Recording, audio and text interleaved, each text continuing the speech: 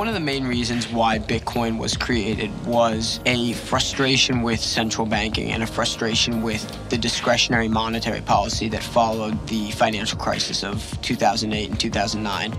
The Legal Tender Act was passed in 1862 and essentially said US dollars were legal tender, had to be accepted for all debts, public and private.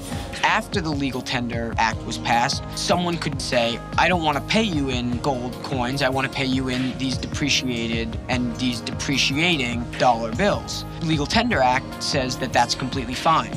Because the central bank wants to ensure that its money is accepted and ensure that its monetary policy is effective, is going to have to ensure that the money that they print is accepted. And so the Legal Tender Act and legal tender laws generally around the world act as a kind of monopoly advantage to central bank currency. Digital currency challenges legal tender laws in the same way Uber challenges taxi monopolies. Previously, there had been a system where in New York City, the yellow taxi cab was the gold standard and it was the only one that was sanctioned by the government. Then Uber comes around and provides people with an alternative, and they really like this alternative. So what the government has essentially done is turn a blind eye and say, we're not going to privilege the yellow taxi cabs anymore. And so they can have a similar response to their money.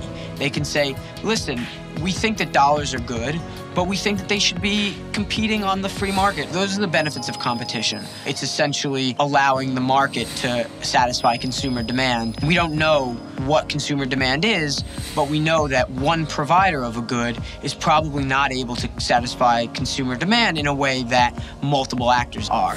The downside of competition from the government's perspective, they're no longer possibly able to affect monetary policy in the way that they would like to. If individuals decide that they don't want to transact in dollars or euros, especially in cross-border transactions, central banks are going to have to behave in a different manner. They're not going to be able to, for instance, inflate or engage in the kind of quantitative easing and the kind of monetary policy that has come to typify responses to financial crises. Many say that the legal tender laws are necessary and needed and allow the government to conduct monetary policy. But some, like F.A. Hayek, for instance, would have the idea that instead of having the state dictate which money wins out, what you should essentially have is market forces determine which currency's going to become the predominant one.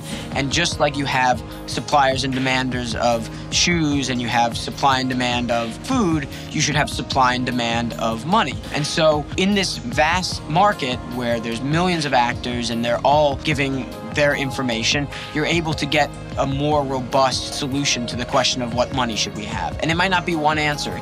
So as it stands right now, central banks don't really face competitive threat from digital currency. But in the long term, the idea of having a currency that's not susceptible to the vagaries of counter-cyclical monetary policy is posing some kind of a threat or provides an honest check to central banks because they no longer have as secure of a monopoly advantage.